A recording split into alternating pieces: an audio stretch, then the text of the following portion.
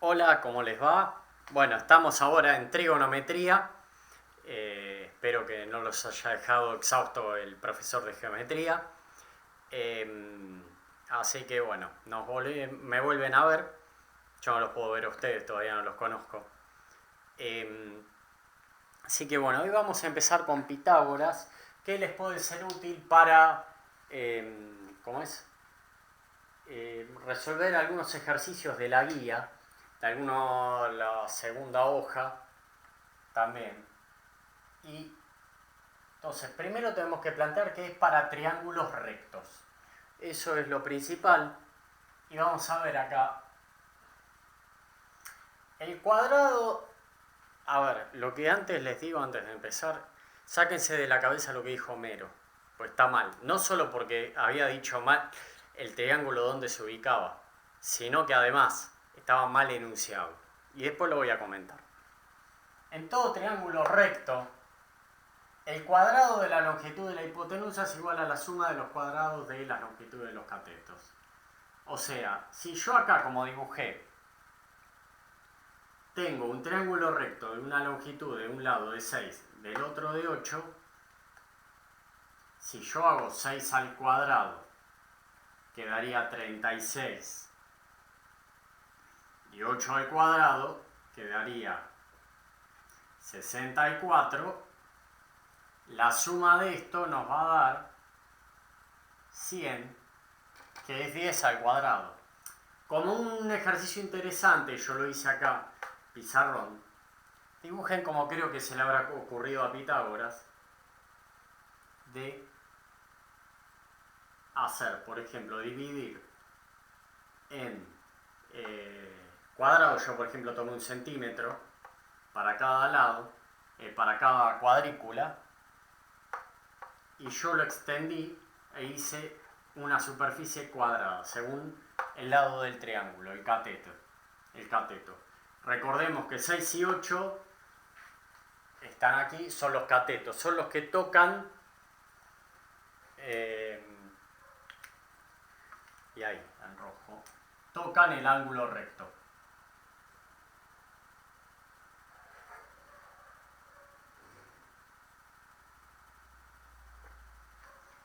Entonces, si hacemos un cuadrado, que podemos dividirlo en cuadrículas, por cada lado del triángulo, que este sería un cuadrado de 6 de lado, aquí sería un cuadrado de 8 de lado, y la hipotenusa sería un cuadrado de 10, que aquí se me interrumpe.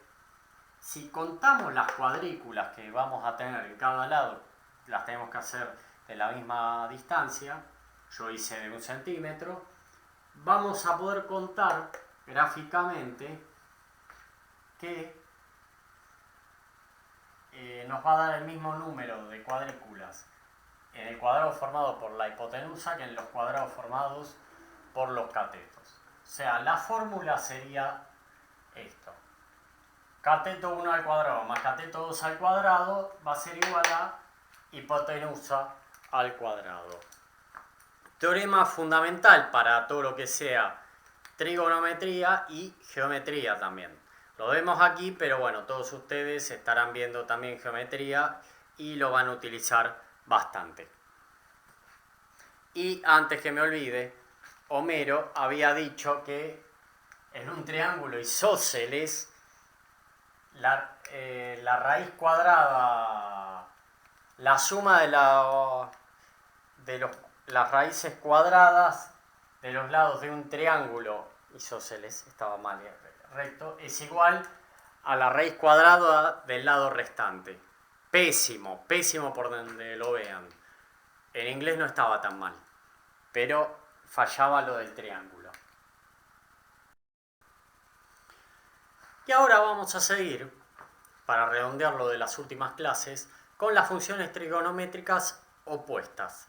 También se le dice inversas. El tema es que ahí da la confusión con las que vimos la semana pasada, que para no equivocarnos yo le digo recíprocas, ¿no? La verdad es que si estas son inversas, las otras son recíprocas. Si las otras son inversas, estas son las opuestas. De alguna manera tenemos que ingeniárnoslas para diferenciar una de las otras. Entonces, estas son unas funciones tales que insertado un arco de una circunferencia unitaria, vamos a decir, porque hasta ahora nos estuvimos refiriendo a circunferencias unitarias. Unitaria es que tiene radio 1. Insertado el arco de esta circunferencia, nos va a devolver el ángulo necesario para obtenerlo. Entonces, en la calculadora la podemos colocar como, por ejemplo, shift y la función que querramos hacerle. Arcoseno. El tema de las calculadoras es que, ahí se llega a ver, aparece seno a la menos 1. Lo escriben así porque no tiene mucho espacio, pero en realidad eso está mal. Tiene que ser arcoseno. Como les dije, nos referimos como opuestas. Obviamente el shift de la calculadora es inversa, vamos a decir función trigonométrica opuesta. Y las funciones que podemos trabajar son el arcoseno, el arco coseno, arco tangente. Que las vamos a abreviar arcsen, arccos, tg. Si alguien me lo quiere escribir como el arcoseno es igual a seno a la menos 1, esto está mal porque sería 1 dividido seno. Y esto en realidad sería, ya les preguntaría si estaríamos en el aula, sería la cosecante. Recordemos que 1 dividido seno nos da la cosecante. Entonces, escribir como opuesto seno a la menos 1 está mal. No tiene razón. Entonces, que las calculadoras lo digan no significa que sea así. Las calculadoras lo colocan así por un mero hecho que es lo que le da la pantalla. Si no, tendrían que poner una pantallita, un display específico más grande para eso. Pero nosotros que tenemos la hoja y el papel, lo vamos a escribir como corresponde. Arcsen, arccos, arctg. Entonces, ahora a continuación vamos a analizar cada una de ellas.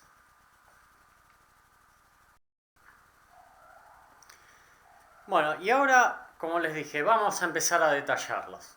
Voy a tratar en conjunto el arco seno y el arco coseno, ¿no?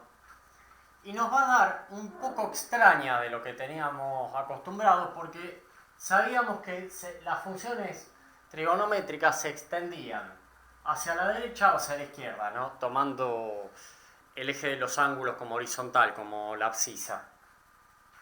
Y vamos a tener que, si nos referimos a la abscisa, que solemos llamarlo X, a la ordenada,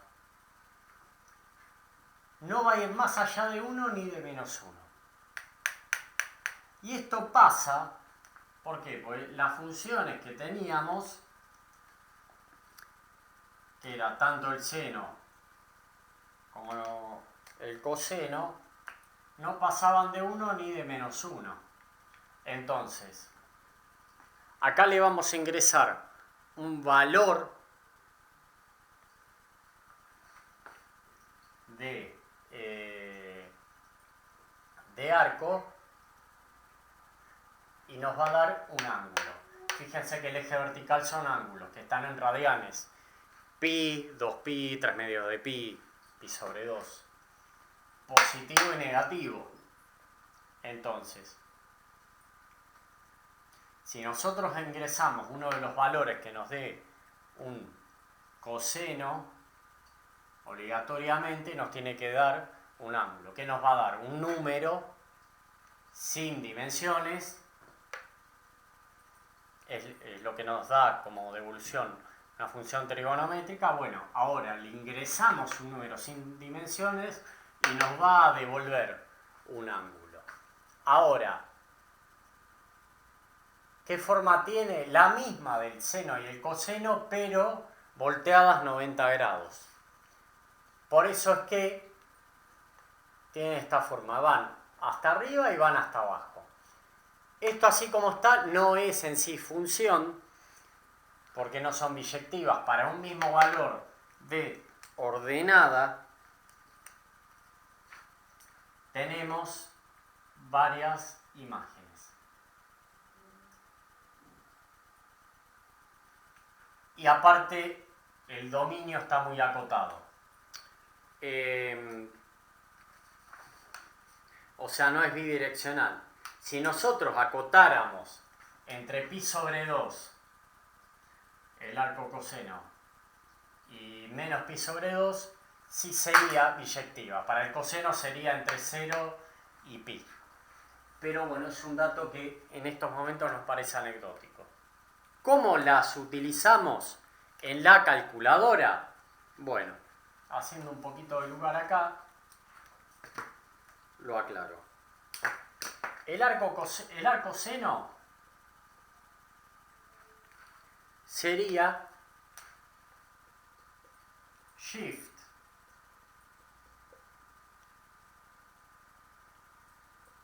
y en la calculadora el seno aparece como sin.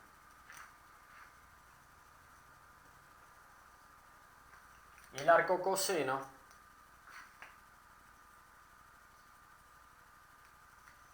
sería como también shift cos.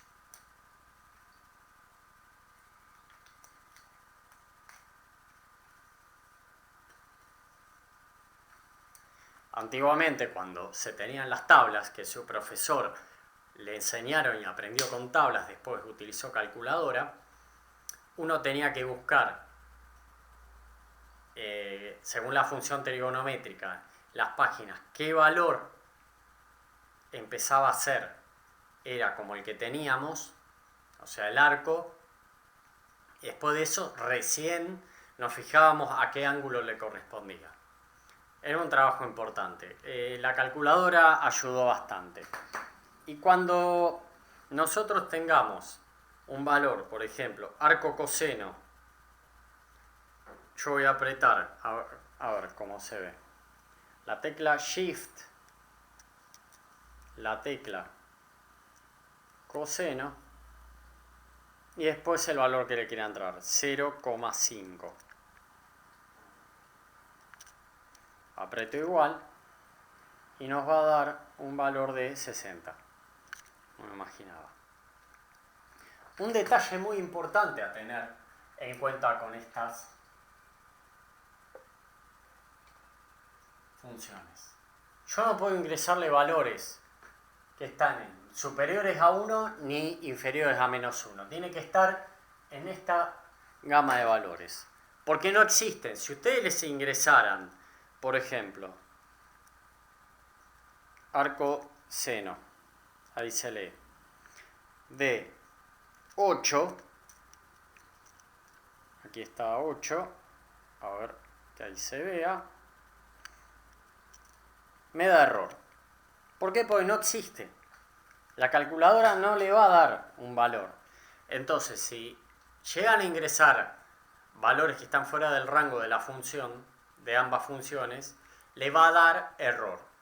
Entonces ahí revisen cómo llegaron a ese valor. O revisen el enunciado si se los dieron, o bien revisen qué cuentas hicieron antes. Pero ahí ya tienen un dato de que eso no puede ser como tal.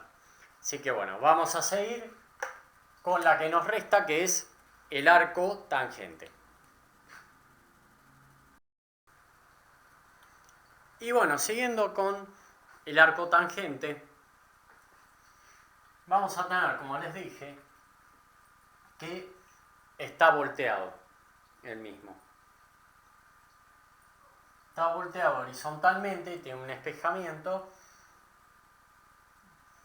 y va a estar, los ángulos que tengamos van a estar que nos devuelva la función entre 90 y menos 90. O sea, podemos aplicarle cualquier valor a la función. Que la abscisa va de infinito a menos infinito. La abreviación es ATAN o ARCTG. Esto está mal. Y para seleccionarlo, tenemos que apretar Shift, que suelen ser las funciones inversas, y TAN suele estar con este símbolo en las calculadoras. Entonces, que aquí se me cayó mi vieja querida calculadora, apretamos, que sigue viva a pesar de todo, Shift, TAN, que aparece tangente menos 1, está mal. Ingreso 8520, un número bastante grande. Aprieto igual y me da un valor que es cercano a 90 grados. Fíjense que se empieza a formar una asíntota hacia 90 y menos 90. Y no llore por mi curso de ingreso hacia la calculadora. Ya tiene 25 años. Desde el secundario me acompaña y siempre fiel. Así que, bueno, a continuación vamos a empezar a ver las funciones trigonométricas como ondas continuas.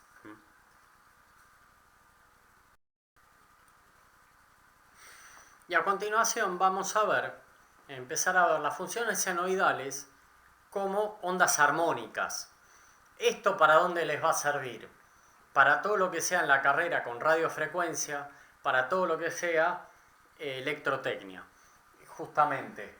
¿Por qué? Porque si tenemos una función seno, aplicando diferentes factores, podemos transformarla. Justamente, ustedes habrán escuchado hablar que tal estación de radio está en tal frecuencia, etcétera, etcétera.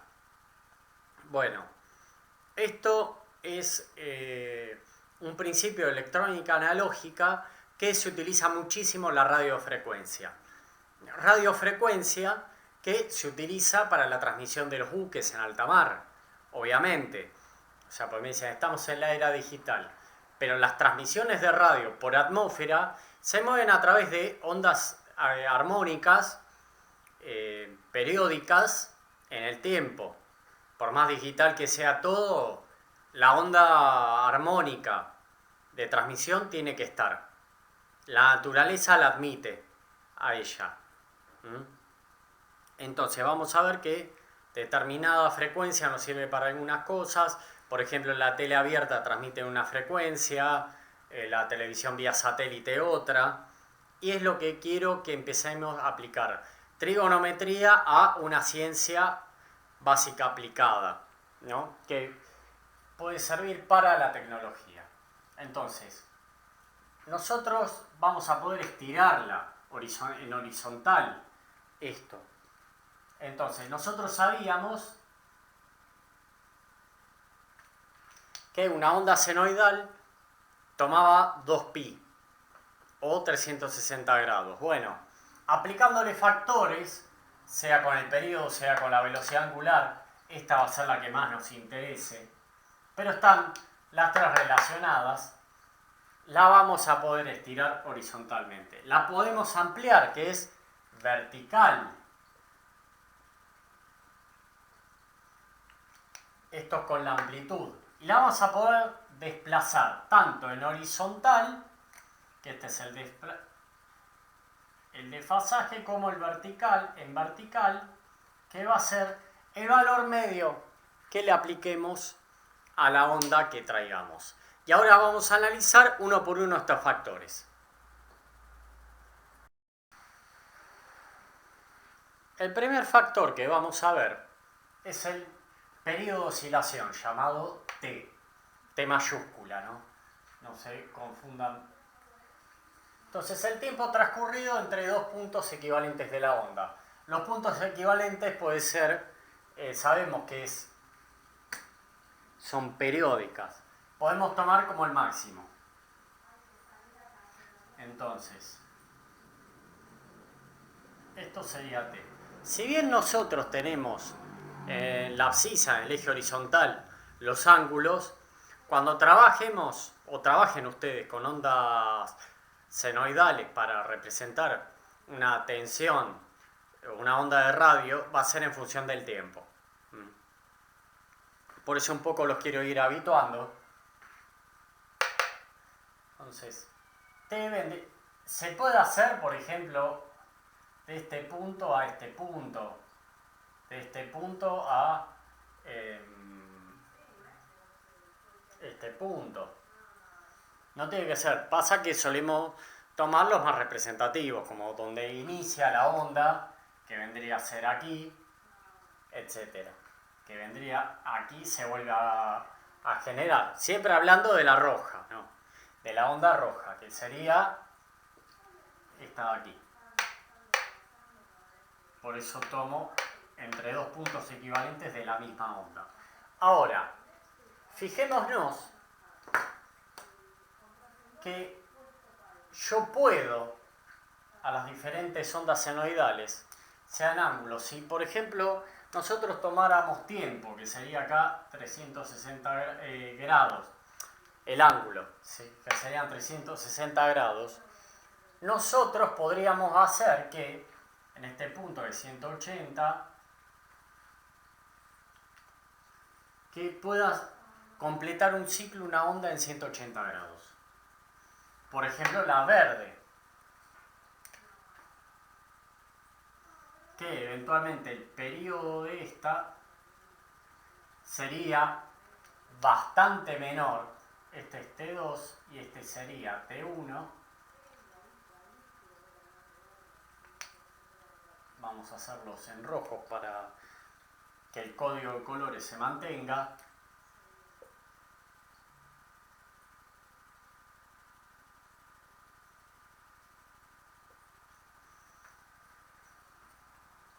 Entonces, perdón, esta sería T1 y esta sería T2. Y bueno, un poquito código de colores lo había infringido, ahí lo vamos a dejar. Entonces, el periodo 2 va a ser, como lo pueden ver, sensiblemente menor, en este caso, al periodo 1. Ahora, fijémonos, yo también, como acorté una onda, la puedo estirar. Entonces la puedo tirar así. Entonces, ¿yo qué tendría? Esta terminaría aproximadamente aquí. Yo tendría un periodo de esta magnitud, que sería T3, que es bastante más grande que las otras. Entonces, nos quedaría esta igualación. Tendríamos el periodo 3, que vendría a ser la onda azul, que por ejemplo terminaría en 720 grados.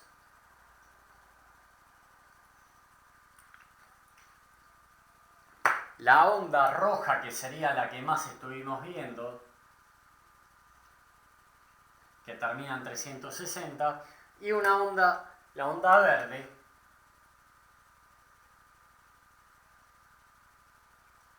que terminaría en 180. O sea, para aclarar,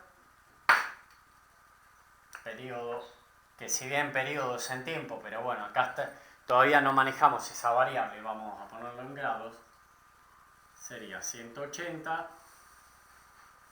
menor a 360 menor a 720. ¿Tiene que ser en esta escala? ¿Tiene que ser múltiplos de 90, de 180? No, no hace falta.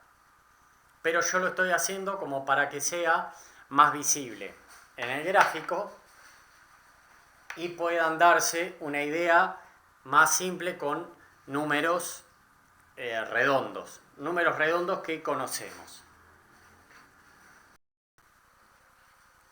Y bueno, como estuvimos hablando de periodo, que es el tiempo que transcurre entre dos puntos equivalentes de la onda, podemos definir también la frecuencia y la velocidad angular, que están íntimamente relacionadas. La frecuencia va a ser 1 dividido el periodo. Entonces, la unidad del periodo era segundos, aunque nosotros va a ser grados, pero bueno, podemos tomarla de segundo. Y la frecuencia, la unidad, va a ser 1 sobre segundo o segundo a la menos 1. Asimismo, la velocidad angular la podemos definir como 2pi frecuencia o bien como 2pi dividido el periodo. Y la velocidad angular también va a ser como segundo a la menos 1. O sea, 1 dividido segundo. Es medida en la cual se suele manejar. Como son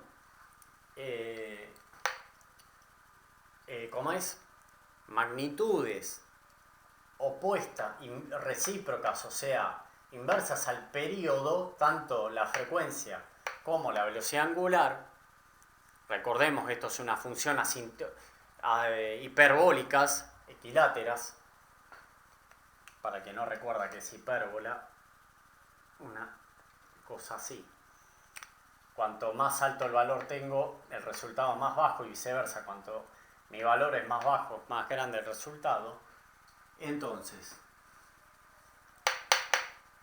la frecuencia, cuanto más grande sea, o sea, mejor dicho, cuanto más grande es el periodo, más chica es la frecuencia. Por el contrario, cuanto más chico es el periodo, tipo como sería T2, más grande es la frecuencia. Entonces, pudiendo ahora, bueno, voy a borrar un poco, dejando los periodos, por eso dejé aquí el dibujo de la onda. Nos va a quedar que, entonces, a la inversa de esto, la frecuencia 2 es la más grande, que le sigue la frecuencia 1, y la frecuencia de 3, que sería la onda más estirada, va a ser la menor.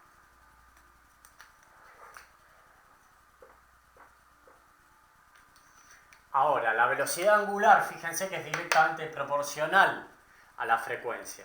Entonces vamos a tener que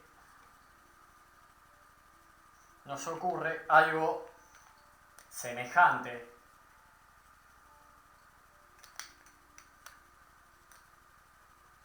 Trato de respetar el código de colores para que les sea más sencillo.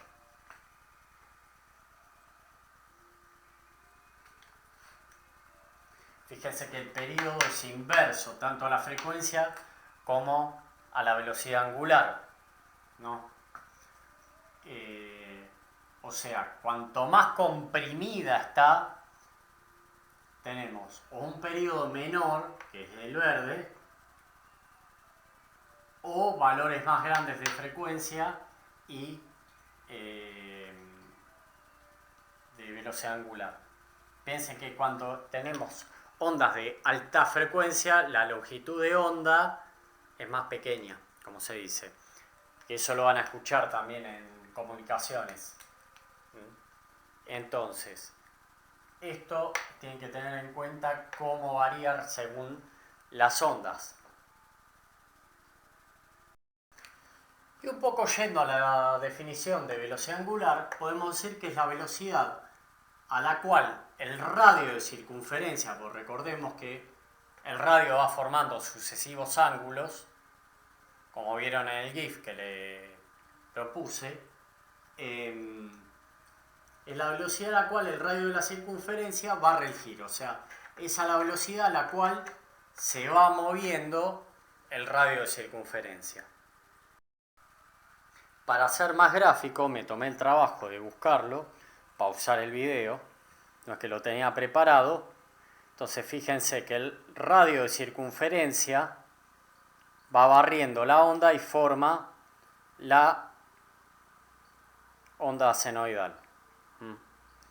Si yo tengo una velocidad angular más grande, el radio va a barrer más rápido toda la circunferencia, o sea, va a girar más rápido y la onda va a quedar más comprimida.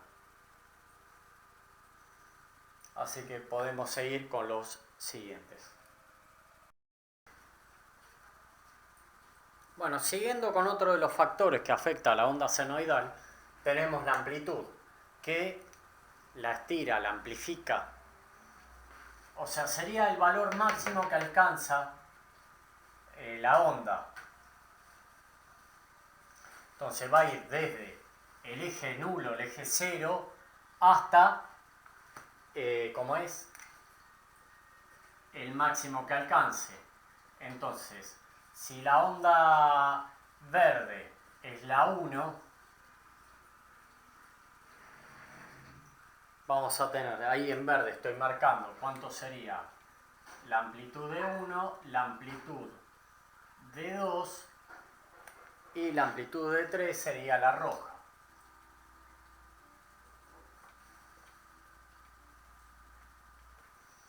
Entonces vamos a tener obviamente que la 3 es la amplitud más grande que la de 2, que a su vez es más grande que la 1. Y es importante saber que en una onda senoidal, si afectamos el valor máximo, indefectiblemente también vamos a afectar el valor mínimo. Es por ello que estiramos para un lado y para el otro. No puede quedar diferenciada. El valor máximo que tengamos por un lado va a ser como el mínimo que tengamos. O sea, el mínimo y el máximo van a tener el mismo módulo. Van a cambiar el signo, pero el módulo, el valor en módulo, el número, si todavía no ubican lo que es el módulo, es el mismo entre uno y el otro. Ergo, si cambian uno, cambian un máximo, cambian el mínimo y viceversa. Si cambian un mínimo, cambian un máximo también. Bueno, el otro factor que vamos a ver es el desfasaje que permite el corrimiento horizontal de la onda. Entonces vamos a ver si como base tenemos la roja, que es seno de x, la que conocemos, que por ejemplo suele terminar en 2pi. Vamos a tener la función 2, que va a ser seno de x menos algún valor. Entonces, esta va a quedar desplazada hacia derecha. Y la 3 sería que está desplazada a la izquierda. Vamos a escribir acá.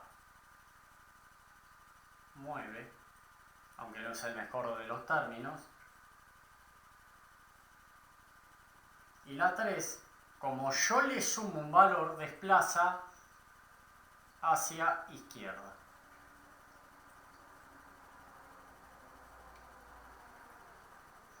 Entonces, podemos ver, ya vimos que se estira o se comprime horizontal. Se estira o se comprime vertical, que eso era la amplitud. Lo horizontal no era no más ni menos que la velocidad angular o el periodo. Y ahora estamos corriendo tal como vemos en horizontal, que sería el desfasaje. Así que esto es otro a tener en cuenta. Y por último vamos al valor medio. Valor medio era el que podía desplazar la onda sin modificarla, pero en vertical, para arriba o para abajo, verticalmente. Entonces, es el corrimiento vertical de la onda. Entonces, como pueden ver, yo tengo la misma onda, siendo la roja la que conocemos, seno de x, que sería seno de x más 0. Y vamos a ver, si yo a seno de x le sumo un valor, la voy a mover hacia arriba. Lo mismo que si a seno de x le resto un valor, va a quedar movilizada hacia abajo. Estos valores, valor medio 1, 2, 3, que el 1 es 0, va a quedar así. El 3 es el menor que el de la onda base, que es 0, y menor que el de la onda verde, que va a ser mayor que 0. Y la va a mover hacia arriba. Ahí está. Y a continuación vamos a ver cómo combinar todos. Y bueno, combinando todos los factores, llegamos a la ecuación de onda oscilatoria o la ecuación de onda armónica, con la cual vamos a poder interactuar con todos ellos y vamos a poder manipular la onda según nuestras necesidades. Que va a ser I de t, yo la pongo en función del tiempo, pero puede ser en función del ángulo, va a ser A por seno de paréntesis omega t más phi más Vm. A es la amplitud, que vimos que la estira hacia arriba. Seno de omega es lo que está relacionado con el periodo, con la frecuencia, que la estira o la comprime. Omega de t más phi, que es el desfasaje, que la corre horizontalmente, y todo esto más un valor medio que la va a levantar, la va a bajar. Esto va a ser todos los factores que vimos quedan juntos en una ecuación de onda armónica que nos va a permitir justamente para lograr las transmisiones necesarias llegar a una onda acorde para que, que los escuchen al puente desde el puerto, desde otro buque o la guardia costera o quien sea. Así que, bueno, con esto ya podemos decir que tienen una buena introducción a la ecuación de onda armónica. Bueno, como dije, esto fue la teoría de la clase del día de hoy. Pueden terminar de resolver los ejercicios de la página 2 y la página 3 y estaré viendo de subir algunos ejercicios sencillos para que empiecen a identificar de una onda armónica qué amplitudes, qué factores tiene y también que puedan sacar frecuencia de las mismas. O viceversa, con una frecuencia saquen una velocidad angular. Así que bueno, la clase de hoy ha sido intensa en cantidad de contenidos, pero bueno, ya se están empezando a ver temas del examen final. La ecuación de onda armónica es algo que siempre tomo. Después vamos a ver cómo graficarla, cómo interpretar y ahí vamos a ecuación trigonométrica. Pero de a poco nos vamos formando para llegar al objetivo.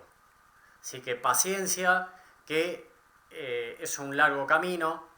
Estamos en una condición poco favorable, como es esta cuarentena. Sin embargo, no bajen los brazos, porque ya cuando nos veamos habrá transcurrido un tiempo.